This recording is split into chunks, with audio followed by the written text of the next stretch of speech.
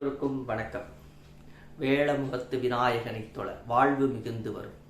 வெற்றி முகத்து வேலவனைத் தொழ புத்தி மிகுந்து வரும். வெள்ளிக்கொம்பன் விநாயகனைத் தொழ துள்ளி ஓடும் தொடர் வினைகளை அப்பமுப்பளம் அமுது செய்தருளிய தொப்பையப்பனைத் தொழ வினையகலும். இந்த 2 மணிலேருந்து 4 மணி காத்தால இது ராகுனுடைய நேரம்.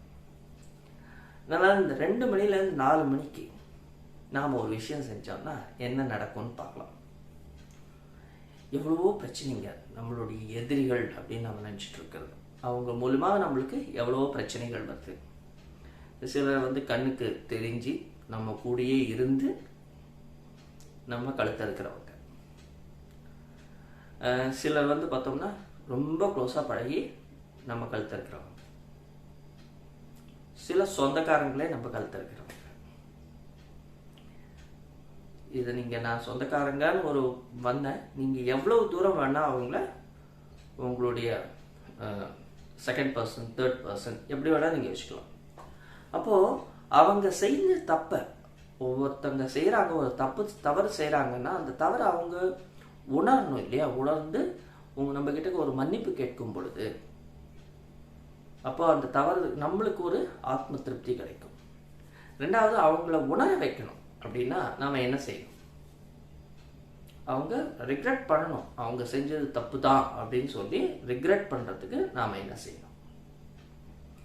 ஒன்றும் இல்லை, சிம்பிளாக காத்தால 2 மணிலேருந்து 4 மணி ராகு நேரத்தில் தேவையான பொருள் ஒரு paper, pen, black colour pen இல்லாட்டி ரெட் கலர் பென், ஏதாவது ஒரு பென், ரெட் இங்க் இருக்கிற பென் இல்லாட்டி பிளாக் இங்க் இருக்கிற பென். மூணாவது, முடிஞ்ச வரைக்கும் ஒரு கருப்பு நிற மெழுகுவத்தி. இந்த 3 எடுத்துக்கணும். 3 எடுத்துக்கிட்டு இப்போது இது ஒரு piece of paper. So red colour pen அப்படி இல்லாட்டி பிளாக் பென் எது வேணால் வச்சுக்கலாம். ஃபஸ்ட்டு உங்கள்கிட்ட என்ன பென் இருக்கோ அதை யூஸ் பண்ணுங்கள். இந்த பேப்பரில் இப்போ இந்த பேப்பரில் நான் பேர் எழுதுகிறேன். அவங்களுடைய ஃபுல் பேர் எடுத்துக்கோங்க. எப்பயுமே முழு பெயர் வேணும். அவங்களுக்கு முடிஞ்ச வரைக்கும் முழு பெயர் எடுத்துக்கோங்க. அந்த சேர்ற பேர் அவங்க அப்பா பேரோ இல்லாட்டி அவங்க ஹஸ்பண்ட் பேரோ உங்களுக்கு எப்படி வேணுமோ அந்த ஃபுல் நேம் வேணும். எடுத்துக்கிட்டு ஃபஸ்ட்டு அவங்க பேரை எழுதிக்கோங்க. அவங்க பேரை எழுதிக்கோங்க. எழுதிட்டு அவங்க எழுதும் பொழுது உங்களுடைய மைண்டு ஃபுல்லாக கான்சன்ட்ரேட் பண்ணி எழுதணும். அவங்க என்னென்ன செஞ்சாங்க, அவங்க எவ்வளோ தூரம் நம்மளை நம்பினாங்க, நம்மளை நம்ப வச்சு என்னென்ன செஞ்சாங்க, அவங்க ஏன் இதை உணரலை அப்படிங்கிறத எழுதணும். 2வது வாட்டி திருப்பி எழுதுங்க. 2வது வாட்டி எழுதும்போது இன்னும் நல்லா ஃபுல்லாக முழு மனதோட அவங்க எழுதுங்க.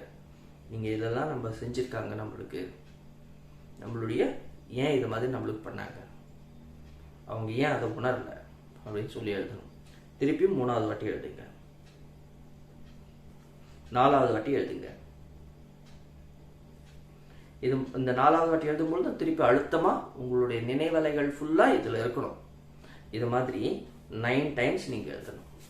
ஒரு பேரை 9 வாட்டி எழுதணும். எழுதிட்டு என்ன செய்யணும்னா இந்த பேப்பரை ஜஸ்ட் இப்படி ஃபோல்ட் பண்ணிக்கோங்க. இப்படி மடிச்சுட்டு உங்கள் கையில் வச்சுக்கோங்க. கையில் வச்சுட்டு திருப்பியும் அவங்க செஞ்சது எல்லாத்தையும், அதாவது அவங்க நம்மளுக்கு செஞ்ச தீமையான விஷயங்கள் உங்களுக்கு என்னன்னு படுதோ, அவங்க எதை பற்றி உங்ககிட்ட ரிக்ரெட் பண்ணணும் அப்படின்னு நீங்கள் நினைக்கிறீங்களோ அதை ஃபுல்லத்தையும் இந்த பேப்பரில் எழுதிட்டு கையில் வச்சுட்டு நல்லா மனசில் நினச்சிக்கோங்க. உங்களுடைய முழு மனதும் உங்களுடைய முழு புத்தியும் இதில் இருக்கணும். அதுக்கப்புறம் ஜஸ்ட் அந்த பேப்பரை இன்னொரு ஃபோல்டு பண்ணிக்கோங்க. ஃபோல்டு பண்ணிவிட்டு ஃபுல்லாக கிழிச்சிடுங்க. ஃபுல்லாக இப்படி கிழிச்சிடுங்க. அதாவது நம்ம எப்படி குப்பையை கிழிப்போமோ, சின்ன சின்ன பேப்பராக கிழிப்போமோ அது மாதிரி கிழிச்சிடுங்க. கிழிச்சிட்டு நம்ம கீழே போட்டுருங்க. கீழே ஃபுல்லாக அப்படியே போட்டுருங்க.